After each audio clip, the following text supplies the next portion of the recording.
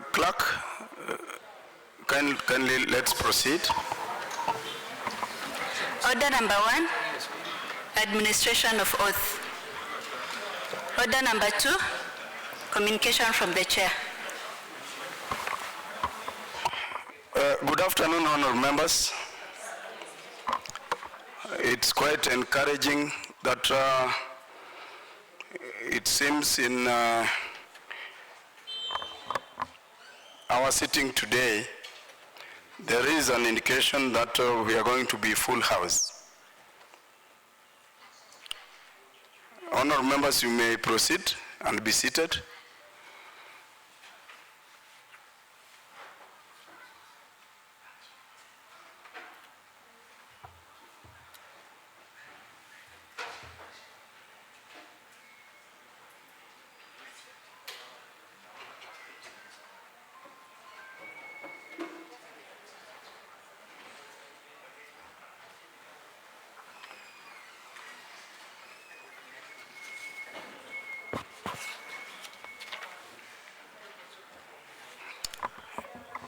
Honorable members, I've got a welcoming message for the members. But before then, honorable members, I just wanted to remind you as the custodian of the Constitution, the statutes, and our standing order. As the presiding speaker, I'm always required to direct the House as prescribed and confined by the Constitution. That is my role as the speaker. I'm supposed to guide you accordingly, tell you things the way they are,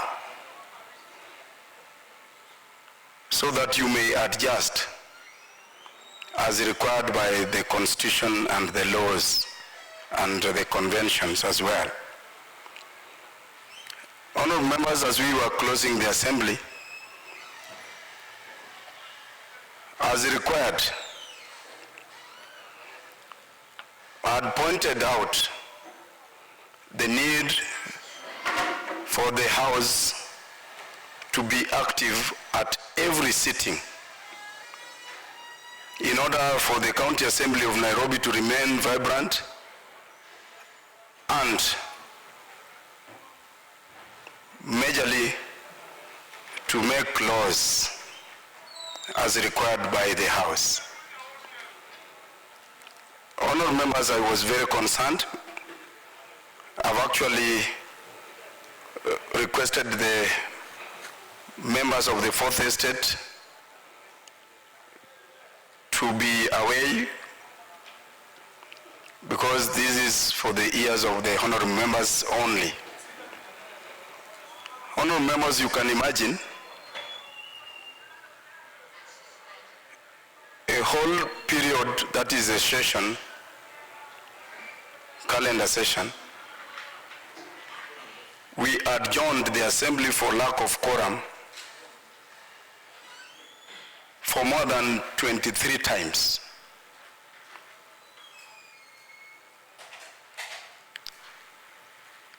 If an electorate can pick up that and proceed to court, I don't know how best we can defend ourselves as an assembly without even going into details who normally comes to the assembly and who does not. It's quite unfortunate that when I said that we will come up with the register of attendance, the media people, out of context, decided to name names. as the Speaker, we took action and actually suspended the writer of the article who mentioned the names of specific members of the County Assembly, because that is not the case. Had instructed the Hansard office through the office of the clerk to give an update of the attendance. At no given time did we mention names. It was quite unfortunate. And for that reason, the said press person stands suspended for a period of time to be communicated by the Speaker. Otherwise, honorable members, before I read the welcoming message, may I allow honorable members who are standing by the door to proceed and have their seats.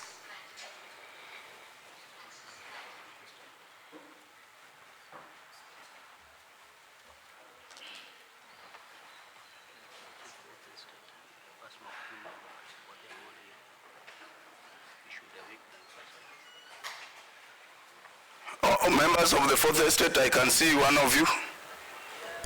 And I hope you are not the one who stands suspended from the assembly precincts.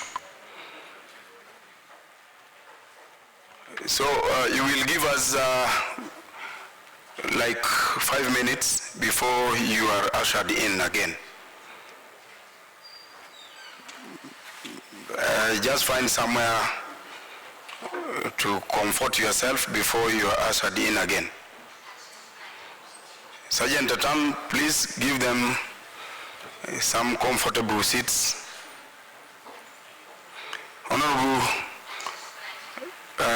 Deputy Speaker and the Whip, kindly proceed.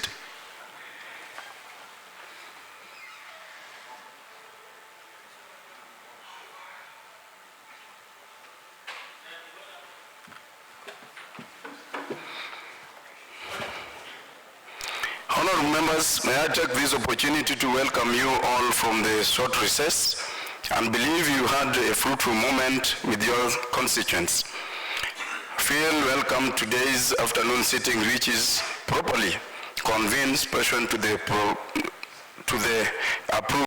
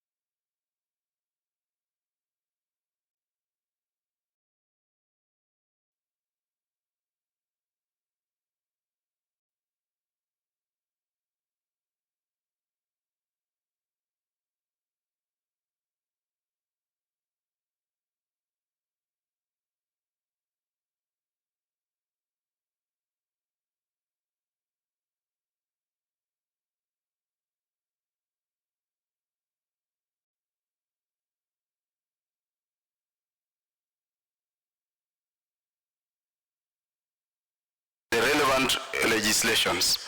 While considering these important documents, apart from the submission from the respective sector committees, should prioritize items picked in the course of their integration with stakeholders and processed business such as statement, petitions, and motions. The Select Committee on County Budget and Appropriation and the Budget Office under its leadership is called upon to step up their support to sectoral committees during this period in order to achieve optimal processings and oversight over budget policies. Honorable members, As you execute your mandate and seek to represent your constituents, the Secretariat in committee services and in the budget office are at your disposal to seek advice on how best the aspirations, interests, and priorities of your respective wards can be incorporated into the budget policies for implementation. Honourable members, kindly underline how your wards can be incorporated in the budget policies for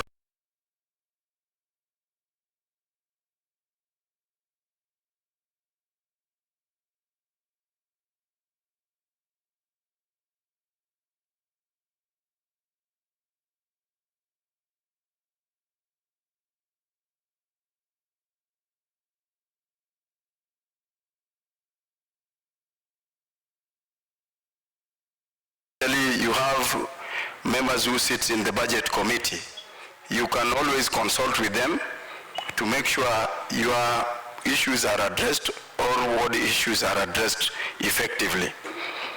Honourable members, on the quorum in the assembly. When the assembly was adjourning for the short recess, I observed that the assembly was treading on a dangerous path by continuous adjourning for lack of quorum. I also directed the clerk to furnish my office with a report analyzing the plenary attendance for each member to enable my office to process the same in line with the provision of Standing Order 252. I'm glad to report that my office has since received the said analysis and it will be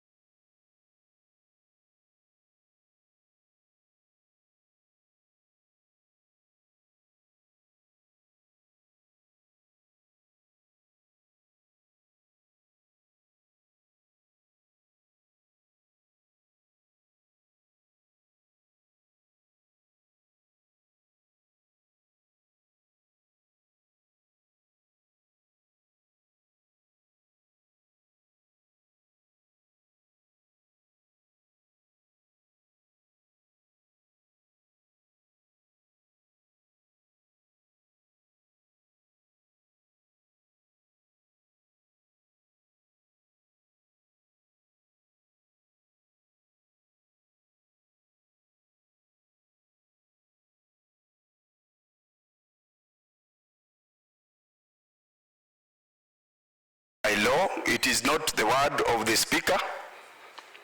Honourable members, in view of the foregoing, it has come to my attention that since the commencement of this assembly, 3 sessions have since lapsed. To this end, I have committed to the respective party whips to commence the process of reconstituting all sector committees with immediate effect. This therefore serve to notify you that all sector committees will be reconstituted.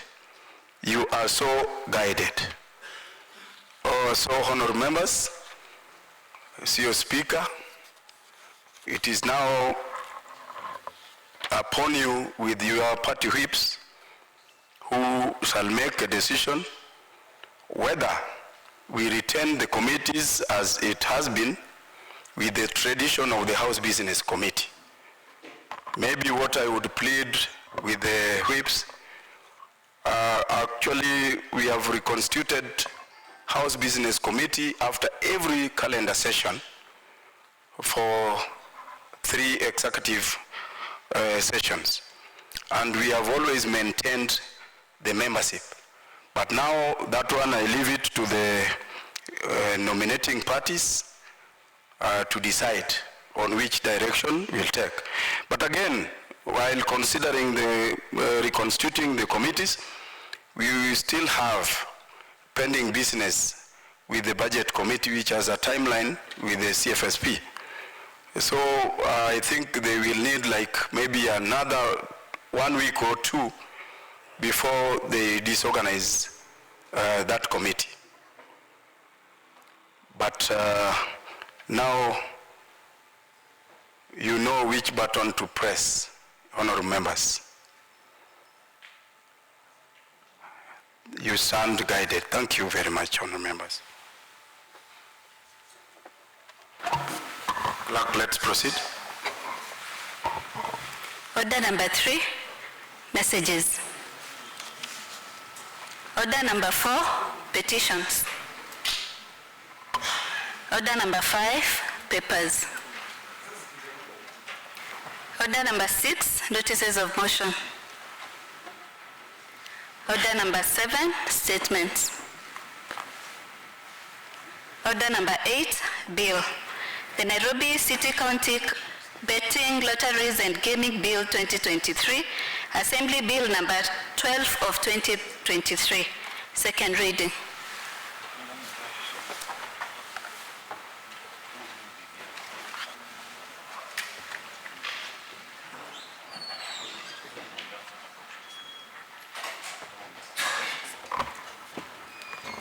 Honorable Chege Maura.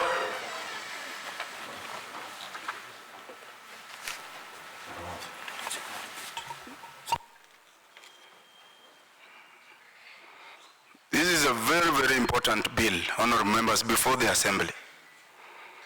The Nairobi City County Betting, Lotteries and Gaming Bill.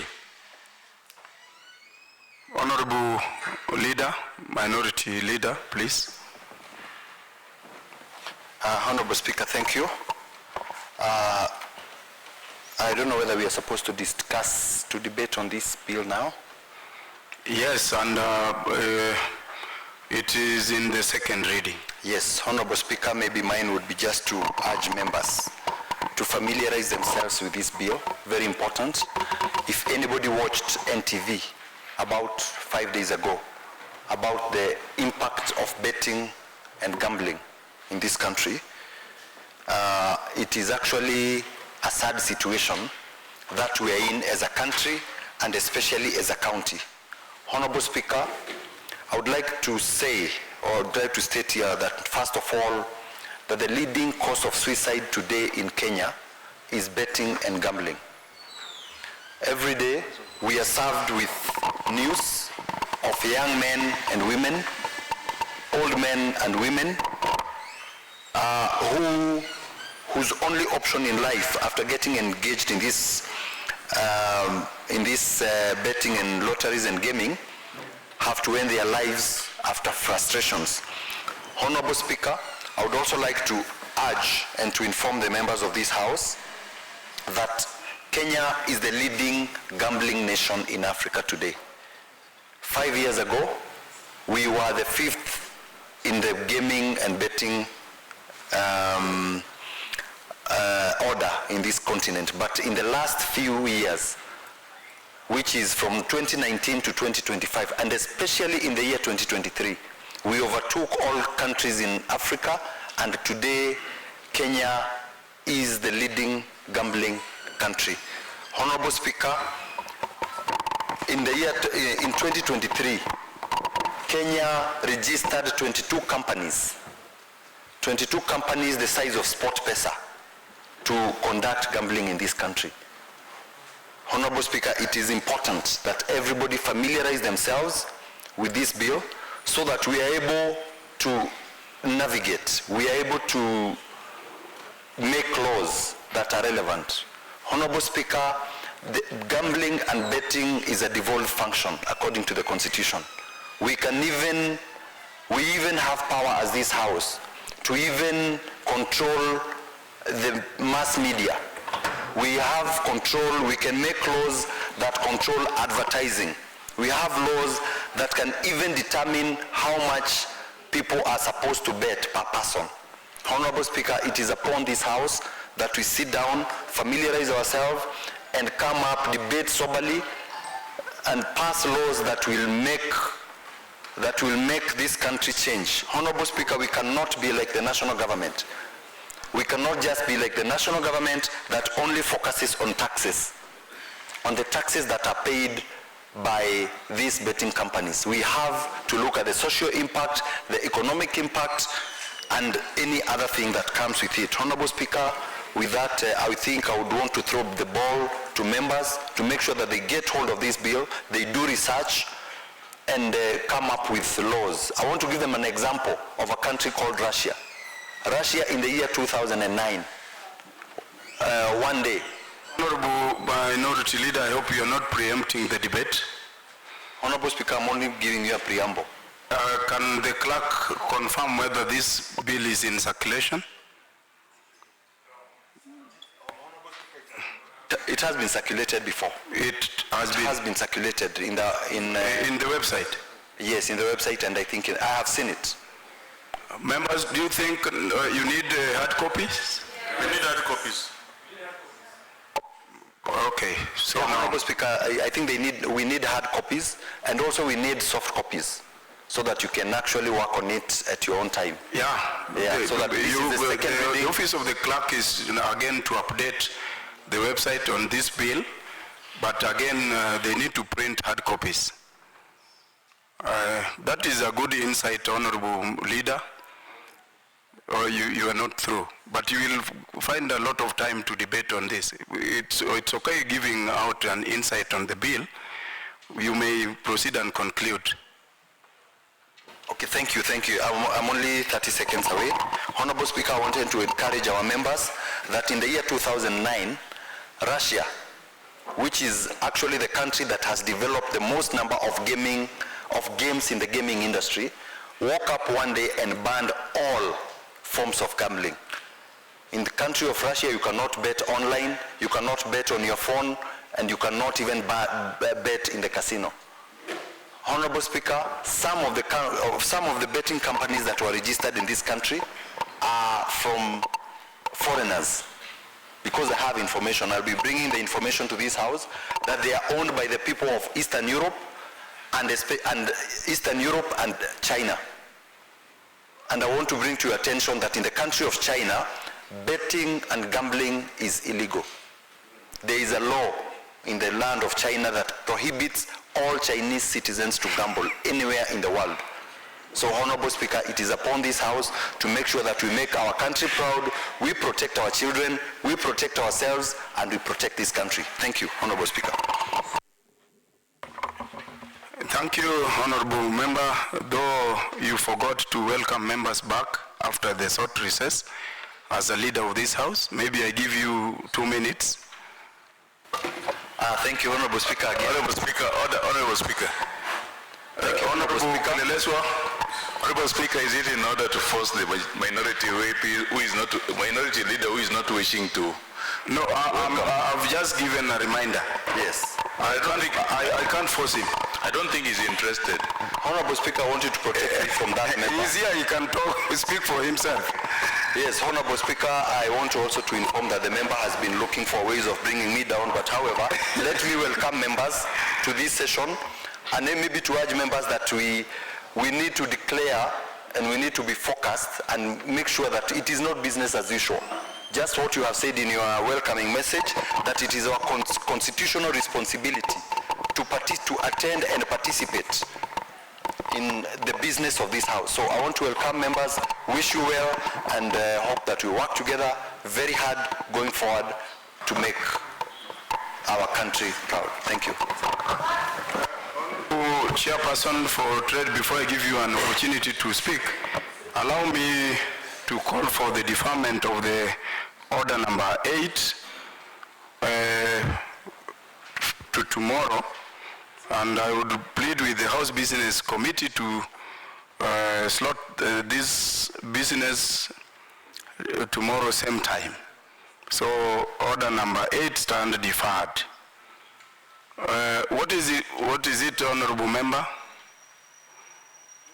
Petit. Thank you. Is off? Yeah. Yeah, it's on now. Thank you, Mr. Speaker. Mr. Speaker, I just want to bring to your attention that we are only 13 Muslims in this assembly, and we haven't been wished Eid Mubarak from you or either the leadership of this House, Mr. Speaker.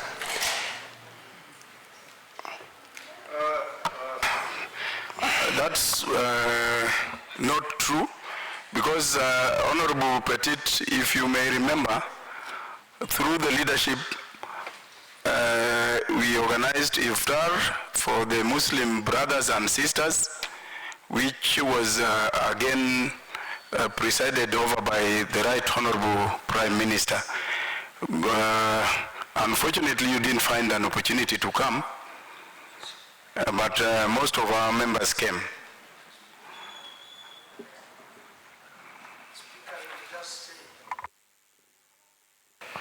You should only tell us Eid Mubarak from the presence of this House, you and the leadership, Mr. Speaker. That's all we are asking for. Oh, thank you for that. It is important. We celebrate with our Muslim brothers and sisters. It is indeed a special occasion for the whole country, where now at least our Muslim brothers and sisters pray for the nation and normally prays for every one of us.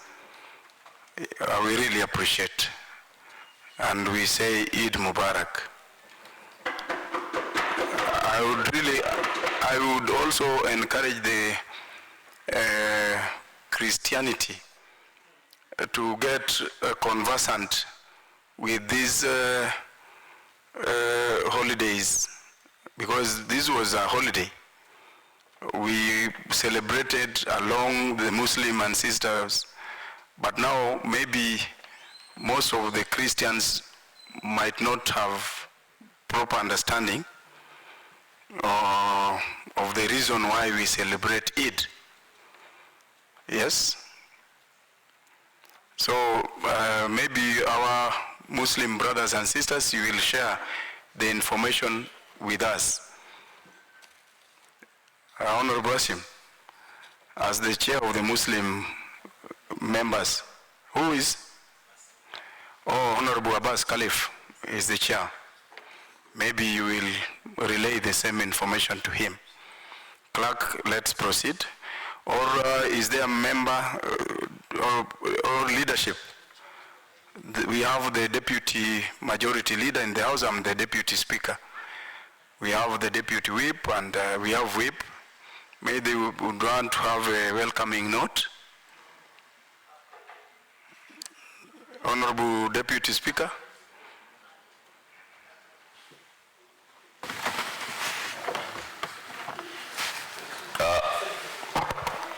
Thank you, Speaker. Honorable Speaker, I want to welcome each and every person and to our Muslim brothers and sisters. I say Eid Mubarak. In fact, you are right. We as Christians have never differentiated, and in fact, I agree with you totally, because even yourself, I remember this morning you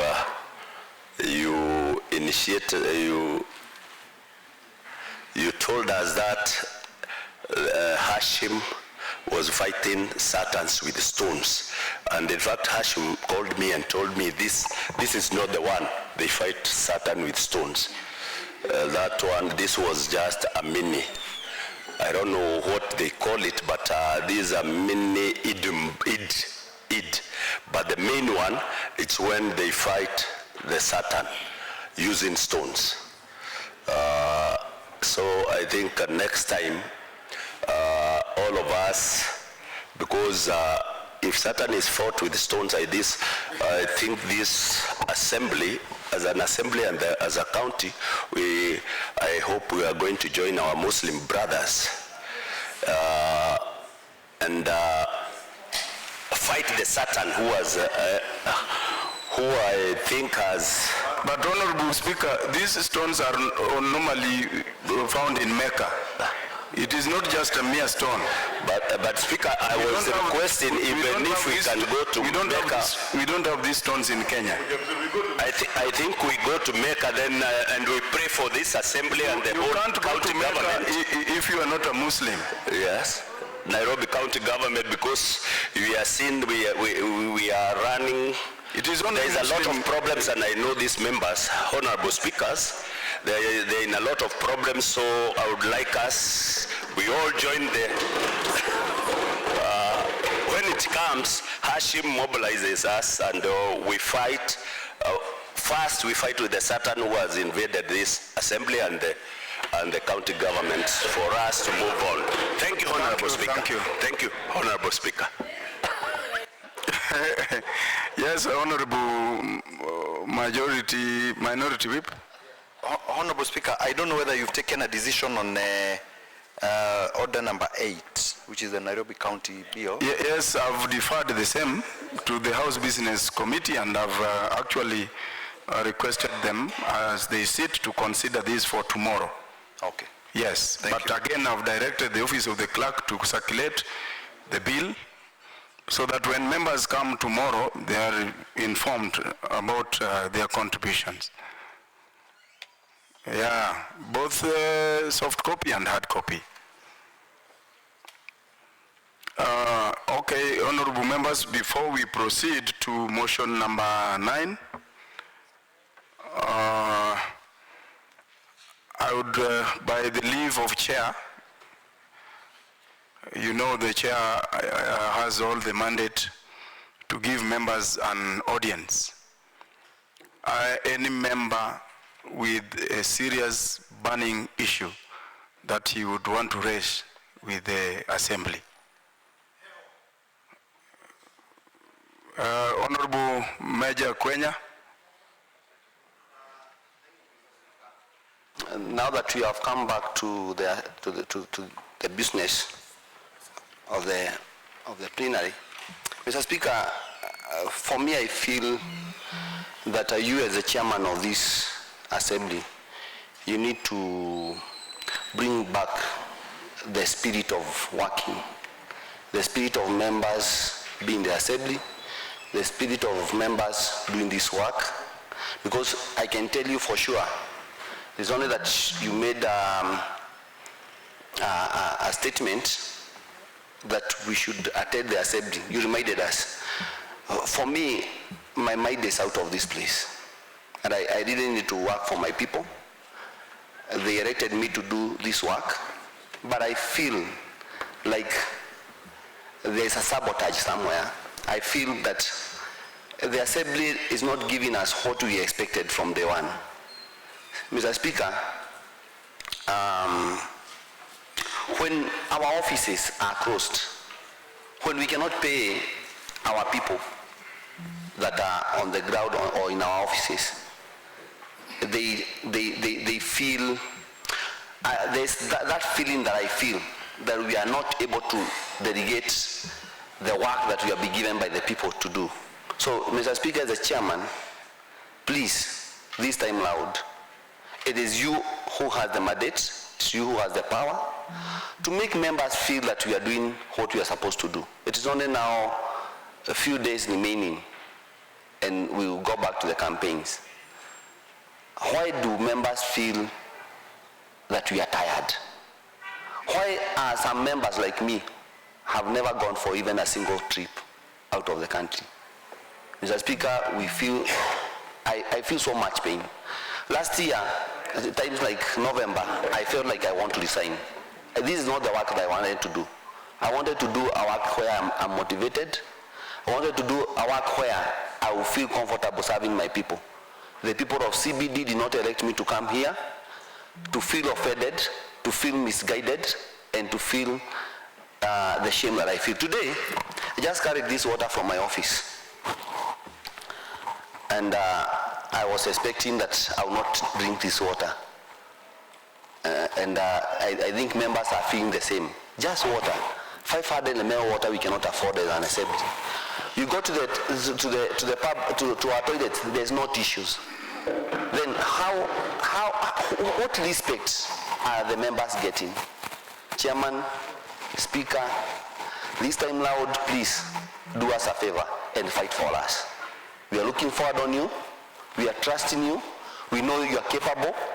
Before we start fighting, I want to ask you politely and very humbly, do something. Fight for us. Thank you, Honourable Member. That is taken positively with high spirit. At least now we are somewhere. We had some challenges which at least we have made a commitment to address. I'll give the status of the assembly and the welfare tomorrow afternoon on concerns as raised by the honorable member. So, honorable member, your concerns are very valid. Yes. Against the backdrop of the challenges we are facing as a country and as a county. But I can confirm to you here that so far, at least we are going through the correct and rightful trajectory. Honorable Whip, please.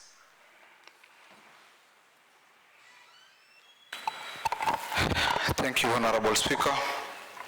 Honorable Speaker, the concern for Mheshimiwa Kwenya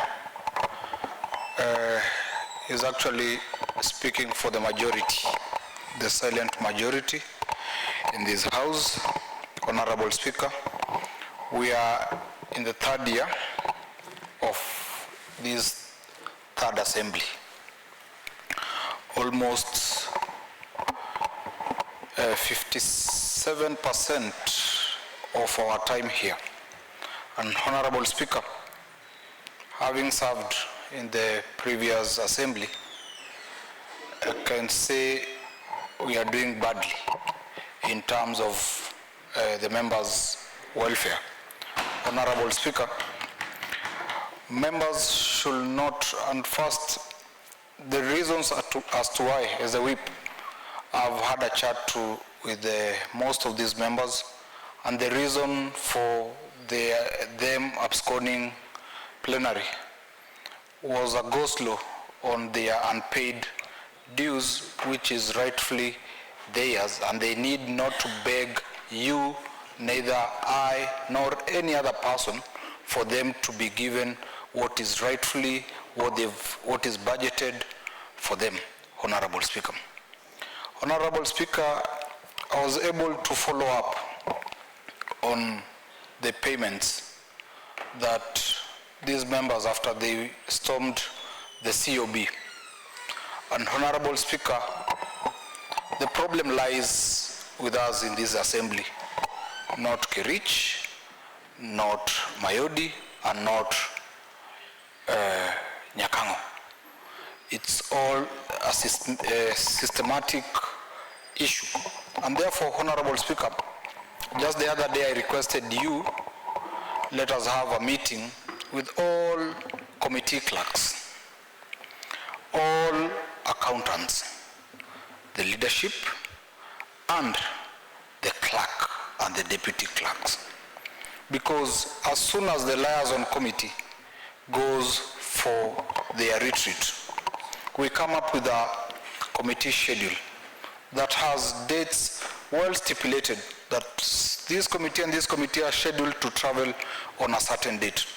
I don't understand what wisdom is used to prepare or to request members to sign their interest on a Thursday morning while they are supposed to be traveling the same Thursday to the workshops. Will the interest be ready by then? No. The interest or the per diem is supposed to facilitate for their travel and their stay. Hence, it ought to have been processed before their travel, either 2 days or a day two, or better, on the material day they are traveling. And that's what Mheshimiwa Chege will tell you used to happen in their first term. That's what Mheshimiwa Clarence will tell you used to happen in their first term. Mheshimiwa Kama and Mheshimiwa Morris and Mheshimiwa Stazo will tell you that during their first 2 years, that's what used to happen. I experienced that.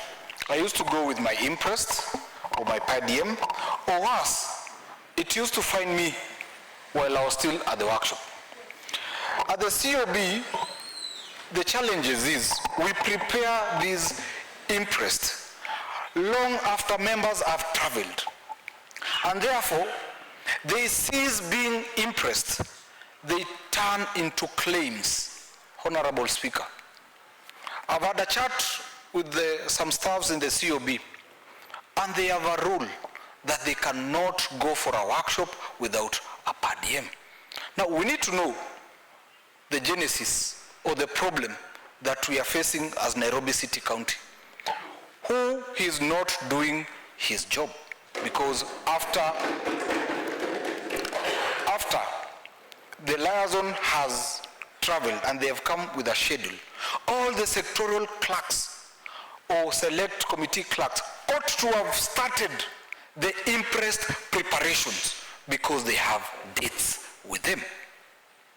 Members need to sign for these impressed 2 weeks prior to traveling, so that by the time they are traveling, the request has already left this assembly, it has left this CFO or Waziri's office, it has left the CBC's office. It should be a week before traveling, the request should be at the main COB.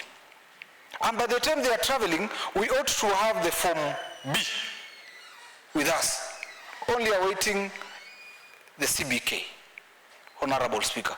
And therefore, if all this is done systematically, Speaker, no one will feel that the leadership is failing, you as the chair is failing, and we as the leaders of different coalitions, no one will feel to have been let down by us. We are taking stray bullets for others. Honorable Speaker, you should stop shielding incompetence in this house, Speaker. Otherwise, hii tutaacha hii legacy mbaya, Speaker, mimi na wewe, na leader of majority, na my counterpart, na Stazo, na Kados, na Kirago. Kwa sababu, hawa members wengi, Speaker, hawataki kujua ni nini ingine tunalipa ama hatulipi. Ile kitu wanataka, Speaker, it is what is rightfully theirs. Speaker, as the whip of the Kenya Kwanza, I'd like to know, Honorable Speaker, that we budgeted for foreign travel for this financial year. Many of us, most of us have not traveled for this financial year. Are the allocations still there? Honorable Speaker, we are 3 months shy of a new financial year. What happens to the budget that we had appropriated for the foreign travel, Honorable Speaker? Because that at least boosts these members, aside from hii kidogo ya local, Honorable Speaker. Ni vizuri tu, let's have a candid discussion. Tuangalie, because hawakusafiri ama wale wajasafiri, wataenda aje hii miezi 3 imebaki, Honorable Speaker. I feel that will be a just and honest thing to do to all these members. Tuangalie nani hajasafiri ama nani alienda ile ingine hajaenda hii. And then we try and balance. With that, Speaker, it will boost their morale kukuja hapa, because we all know that the SRCs capped the plenary sittings. We all know that. As much as legislation is part and parcel, and a plenary is part of legislation, wacha tusiwaeke, Honorable Speaker, let us not push them to an extent they feel like them avoiding to come to the House, Honorable Speaker, is punishing the leadership. And therefore, as I close my closing remarks, Honorable Speaker, urgently call for a meeting with the sectorial clerks, all sectorial and select committee clerks, the accountants, anyone that plays role in preparation of interest for the members, ndio tujue shida iko wapi. Tusirudi tena Speaker, ati saa zile wamegoma ndio tunaanza kupiga simu uko COB. Wacha hii sasa mwaka kwenda mbele, wacha waende na pesa kwa accounts zao. Thank you, Honorable Whip. Yes, CAF Secretary, and you had a business to transact today on the Nairobi City County betting, lotting and gaming bill, which have directed to be deferred for tomorrow. So I hope tomorrow you will be, yes, up and running so that you conclude this. Sergeant Atam.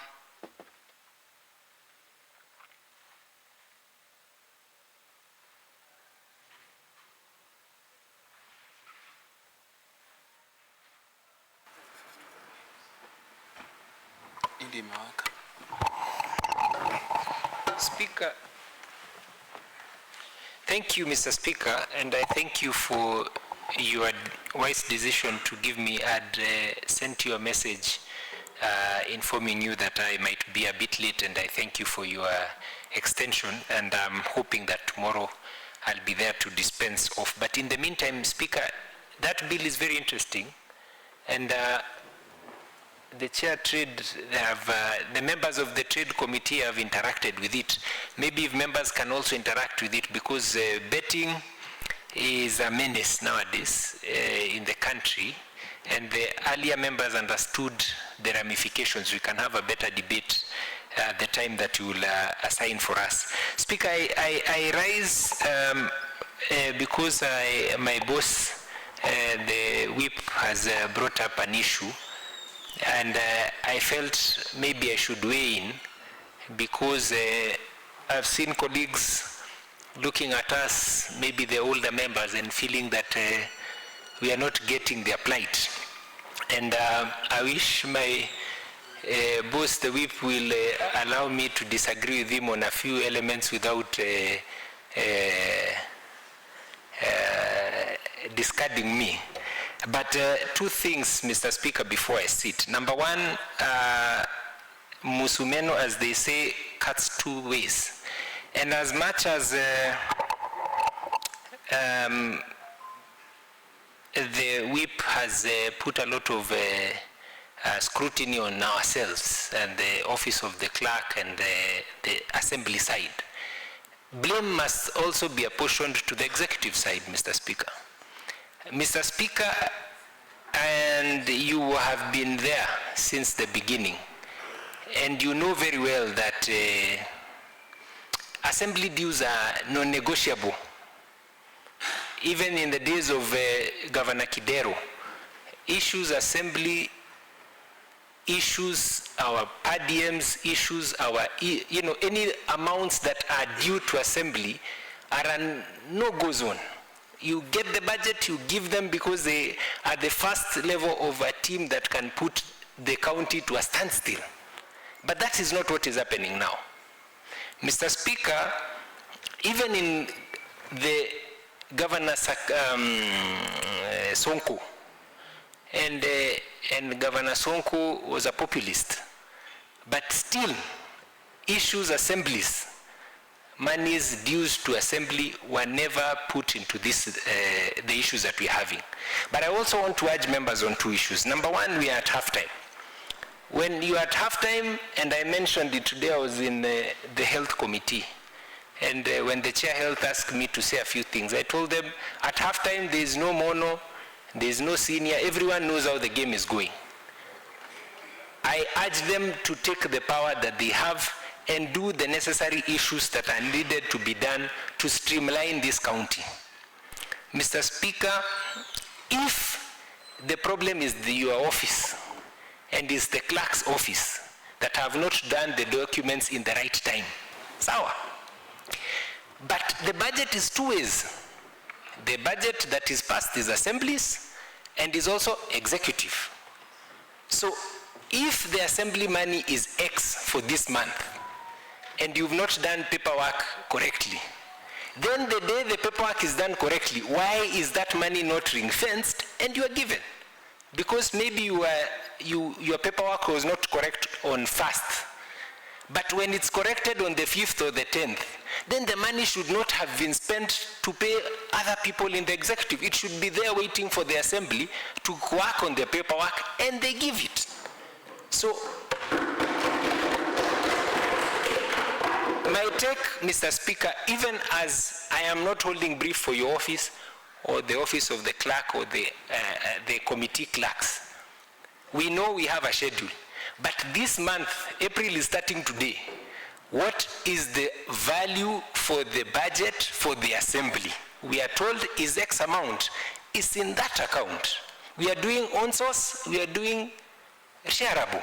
So if our money is 50 or 100 million or whatever you've agreed, let it not be touched so that the clerks, when the Kados calls for the meeting of liaison, that money is, we can even take 3 committees or like for the next 2 committees, the next a whole month's schedule, and they start paying as per that schedule. But that is not what happens. The games that are played around Form A and Form B, if the people of PAC, we called the Waziri, and you know what he said. If the money, for example, is 100 shillings in the account of CRF, Assembly is requesting 30 bob. The schedule for Assembly is 30 bob.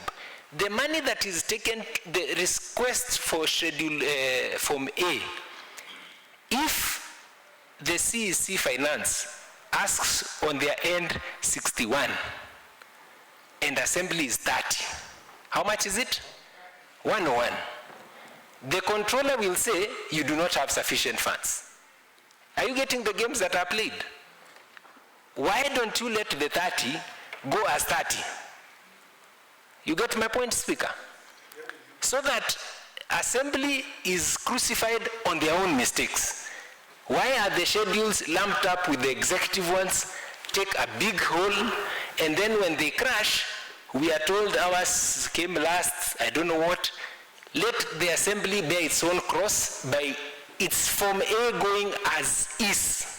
And then we are asked, the amount that Assembly wants, and the amount that was budgeted for the Assembly, and the schedule that is supposed to be given the Assembly for that month, if they are coinciding, release them their money.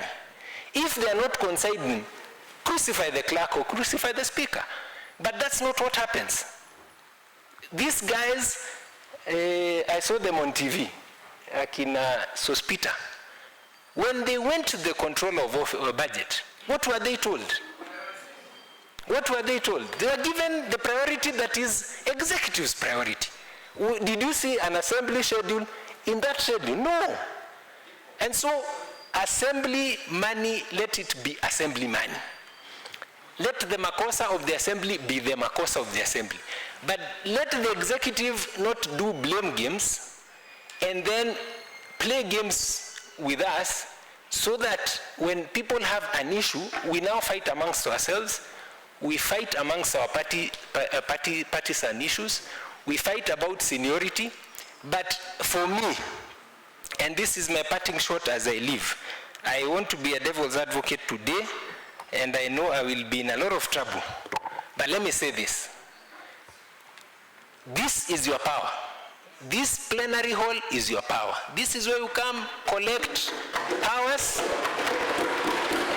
and until the executive feels you, until the executive feels your weight, feels your power, you will be in problems until the cows come back home. So Speaker, me, I am for the opinion. Let us know what was due for the Assembly for March. Were we given our rightful due? Yes or no? If not, what measures are being made to give us our rightful due? Period. Then we go to April like that. If not, we will be fighting amongst ourselves, and no one will believe us when we say, like now. A member asked me, when did we start talking about World Fund? In November last year. Today is still a story, and I told the members in the committee, don't be surprised if we get to end of financial June and it's still a story. The bursaries, we know counties, other counties have found a way, but ours has not found a way. But when we wanted to do Dishian County, they found a way. I have not said anything, Speaker. I rest my case. No. Your time. No. Let's not confront it in that way. No.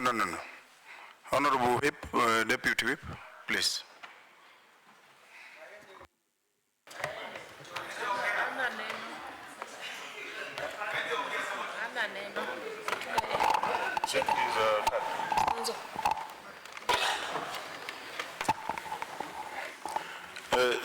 Thank you, Mr. Speaker, for catching my eye. For me, catching your eye, Mr. Speaker. First of all, let me wish our Muslim brothers and sisters a happy Eid, and allow also me to correct them that or kuwakosoa, that I tried calling like all of them. None of them was speaking, and I had a present for them, Mr. Speaker. So I called them, Mr. Speaker. Mr. Speaker, that being said, allow me to echo what the Minority Whip and my chair for PAC has said, Mr. Speaker. Mr. Speaker, up to today, in as much as we are saying that members were paid their dues, which is a good thing, but the root cause of what happened is not yet known, Mr. Speaker. And it is not a good thing when you're playing the political card to politicians, Mr. Speaker, because now, you know when our fellow members went to the COB, where the calls came from, you are called from all quarters, top leadership of this country, of what is happening in Nairobi County. That question is not yet answered. Answering that question doesn't mean that after people are being paid their per diems, that is not an answer. The answer is, what was the root cause? What is the root cause? As we speak today in this plenary, you've had able Minority Whip saying, according to his analogy, the problem lies in this side. Then my PAC chair, according to his able analogy, says there's laxity in the executive. Mr. Speaker, that will be the game. Lack of goodwill, not laxity. Mr. Speaker, from what I heard, from my judgment, but I stand corrected, and I also sit in the PAC committee, laxity might be the word. So, Mr. Speaker, I think, that being said, this assembly has the powers. We've never used our power. This is the only assembly that maybe I've served in two, so I cannot say the only. I was not in the first one, but I think Shege was in the first one, that we've not used our powers anywhere, Mr. Speaker. Yeah. That is why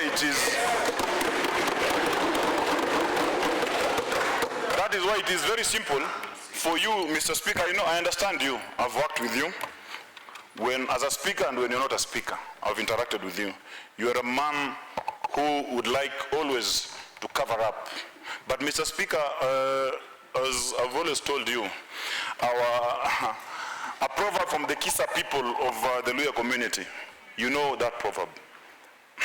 Do you know it? Huh? That the child who is not embraced by the village will burn it down to feel its warmth.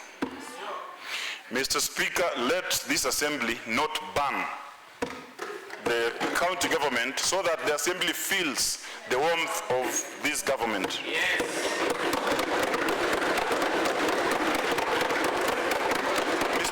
Mr. Speaker, whatever happened that day at the COB shows you that a hungry man abhors zero dignity. True.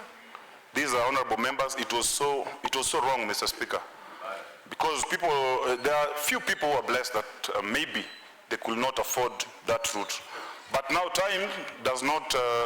Time is the master, Mr. Speaker. At some point, even the people who think they are capable of handling their own issues might find themselves at the COB, Mr. Speaker. As a gentleman, Mr. Speaker, kindly let us at least hold someone accountable of that ordeal, yes, so that now you have answers. Is it on our side? Which officer? Is it on their side? Which officer? Let now this assembly exercise its powers on that specific officer. Because you see, when you say it's a misunderstanding, we shall be covering up for someone who's not working, Mr. Speaker. Thank you, Mr. Speaker. Thank you. Maybe one this side and this, one this side, and then we now close. Whip. Mheshimiwa Whip is on the floor. Thank you, Speaker. And my counterpart and the Chair Park have spoken quite well. And I'd like to remind the Chair Park that the only way we can get monies apportioned to Assembly as the system is working is through the Form A leaving to the COB